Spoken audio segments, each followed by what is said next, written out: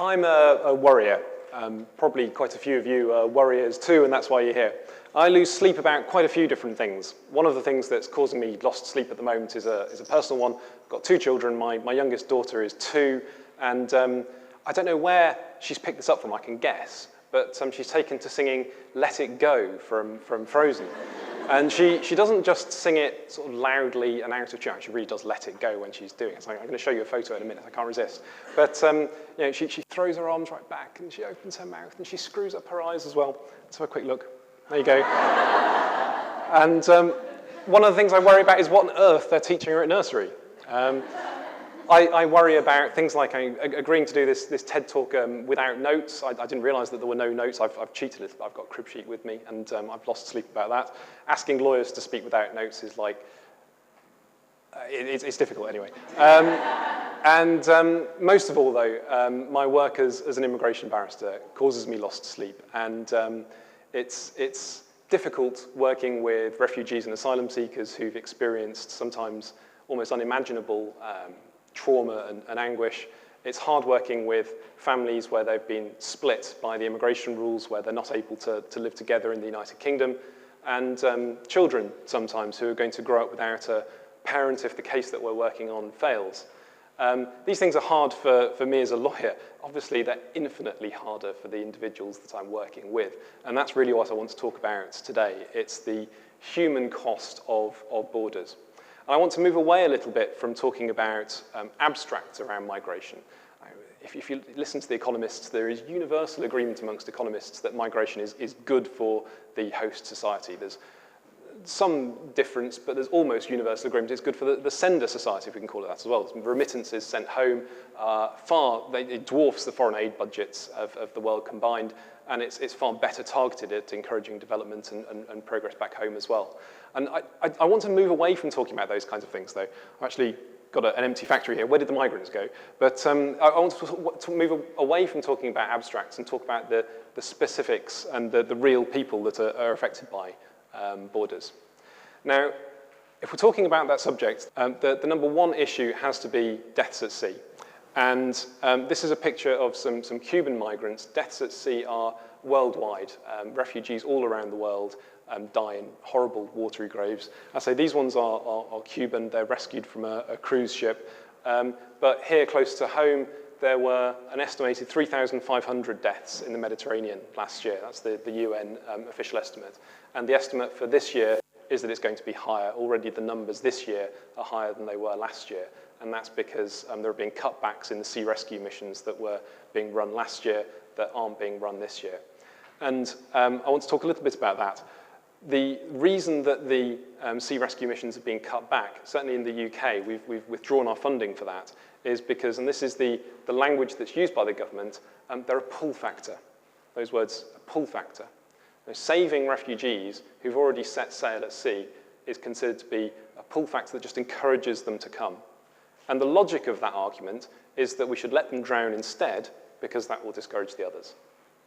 Now, the people that we're talking about here are refugees, and they're fleeing from the Middle East, from North Africa, where you've got repressive regimes, and you think about what's happening in the Middle East, particularly in Syria at the moment. There is an absolutely massive humanitarian disaster in Syria. It's almost unimaginable in scale, and we don't read a lot about it in mainstream media. It's, you know, for a while it was in the newspapers a lot, not so much these days. It's become fairly mundane, but not for the people affected, obviously. And you've got barrel bombs causing indiscriminate carnage. You've got chemical weapons being used. You've got deranged fanatics from Islamic State carrying out mass executions, particularly targeted against minorities. And of course, that causes people to flee. Of course, people want to reach safety and security. And some of them are willing to put their lives at risk by setting sail at sea and trying to reach a stable environment. Most, though, don't. Most actually stay close to home. They become, if they stay within their own country but they move, they become what's euphemistically known as an internally displaced person, an IDP. Others move to neighboring countries. And just to take one example, Lebanon is right next door to Syria. It's quite a small country, and they've had to accept a lot of refugees from Syria. I say a lot. 26% of the Lebanese population is now Syrian refugees. That is an absolutely enormous number. 1.1 million people have moved from Syria to Lebanon. What are we doing in the UK? Well, we've cancelled the sea rescue missions to help these people. Are we offering resettlement? Are we allowing them visas to come here? No. Germany is offering 30,000 places on a very straightforward and simple resettlement scheme. 30,000 places. We, until last year, refused to sign up to any of the UN resettlement schemes. Under a lot of pressure, politicians did finally agree to a resettlement scheme. And what's happened since then? It's been just over a year now. 143 people have been resettled. 143. 1.1 million in Lebanon, 30,000 in Germany. 143 here in the UK. It's pathetic. It's really pathetic. And it's shaming, frankly. At the same time, other Syrians who have perhaps got legal means of moving, they apply for visit visas. There's a lot of Syrians who do have connections to the UK, student visas, family visas. Well, the refusal rate for Syrians in the UK has gone up from around 30% at the time that the conflict was really kicking off, and it's now doubled to over 60%. So we've closed the door there as well. And then last month, to top it all, we've stopped Syrians who've got US visas, who are traveling to the US, from traveling through the UK in case they claim asylum, because that would be an abuse. And again, that's the word that is actually used by the UK government. Claiming asylum to save your life, fleeing Syria, that's an abuse if you claim asylum here. So it's quite unsettling, I think, when you look at the attitude that we're actually adopting to genuine refugees suffering unimaginable horrors. If they do get here, then they face detention. Now, the UK is unique in Europe for having no time limit on detention. Detention is, in our society, the ultimate sanction. We don't execute people. The most we can do to them, the most horrible thing to punish them, is to take away their liberty. And in immigration detention, there is no time limit on that. So with a prison sentence, at least you've got an end date. It might be a very long way away. It could be 20 years if you've committed a very serious crime, something like that. In immigration detention, you've got no time limit at all. It's very difficult to explain the psychological impact that has on people, but they just don't know when they're going to be released, and they feel like they're stuck in this Kafkaesque bureaucracy. They feel like that because they are stuck in a Kafkaesque bureaucracy. And to illustrate the effect, I'm going to talk about a case, just happens to be the most recent case that I've seen reported on this, just from last week or the week before last. It's a Chinese national called Miss Zhu. And she came to the UK in 2006. She seems to have had mental health difficulties. She certainly had them in detention, as we'll talk about in a moment. Perhaps they were pre-existing. And she had committed a number of minor crimes. She spent some short periods in prison, and the total, when you add it all up, was 10 months. And the most recent time that she was detained in prison, she wasn't released. She was transferred into immigration detention at the notorious detention camp at Yarlswood. I prefer to call them detention camps. I think reception centre is, ironically in a way, it does tell you about the reception that these people are getting, but reception centre is not the right way to describe it. It's a detention camp. And once she was there, she was to spend 2 years in detention, and she's only just been released. Whether the case was last week or before, it's literally just been released. So she started to experience a deterioration in her mental health. She was self-harming. She was throwing herself on the floor. She was banging her head against the wall. She started to get worse. She started to miss meals. She started to hear voices. Eventually, she collapsed. She was hospitalized. But she was then taken back to the detention camp when she was feeling better. It got worse and worse, much more serious, suicide attempts several times. Eventually, she's prescribed with antidepressants. But her body's starting to break down physically as well as mentally, and she ends up with one of the side effects is that she's horribly constipated, and she's also unable to urinate, and she's now has to use a catheter for the rest of her life. So her body is just breaking down. There's also no prospect of her being removed as far as we can tell. Reading the case reports, as far as I can see, the Home Office did very little to try and actually secure her removal. You're only supposed to detain people as long as their removal is reasonably imminent. And there never seems to have been any real prospect of removing this woman. And you have to wonder why it is she was being detained if it wasn't in order to remove her. One can understand if there have to be borders, that somebody might have to be detained for a short period before they're put on a plane or something. But 2 years of detention, making no progress towards removal. Was it because she was being punished for something that she'd done? Was it because it was on principle? You can't let these people out of the community? Something like that? I don't know. But the Home Office fought this all the way, and it was only when a legal challenge was brought, and there've been a number of doctor reports over the 2 years which had said that she was unsuitable for detention. Eventually, she fell down a stairwell, broke her back. She was then taken back to the detention camp even after that.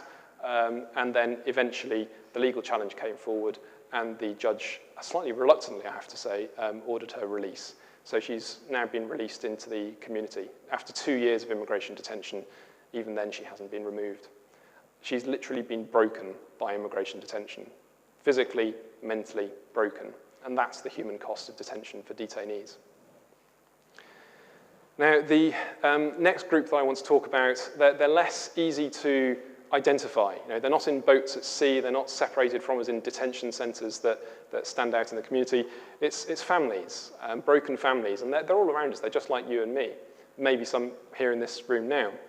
And this picture is from a client of mine. It was the child of a client of mine. It's a deportation case where somebody had committed an immigration documents offence.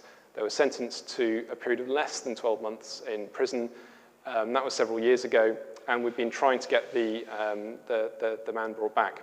He's the father of 2 children. This is by the younger of the 2 children. You can see the daddy is arriving home. He's saying, "I'm home." He's got a suitcase behind him, and you've got the smiling family up the stairs. We're still waiting for an outcome on this one. We don't know what's going to happen.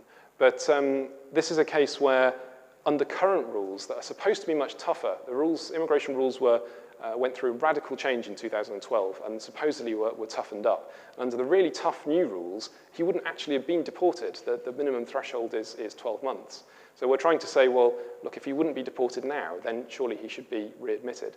And he's been away from his family now for several years. They've had some really hard times, this family. They've had some personal tragedies, and that's been very hard for them. It's been incredibly hard for him as well while they've been separated.